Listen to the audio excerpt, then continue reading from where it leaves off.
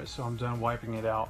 So I used a wet rag to wipe everything out, and you can see it's like good as new.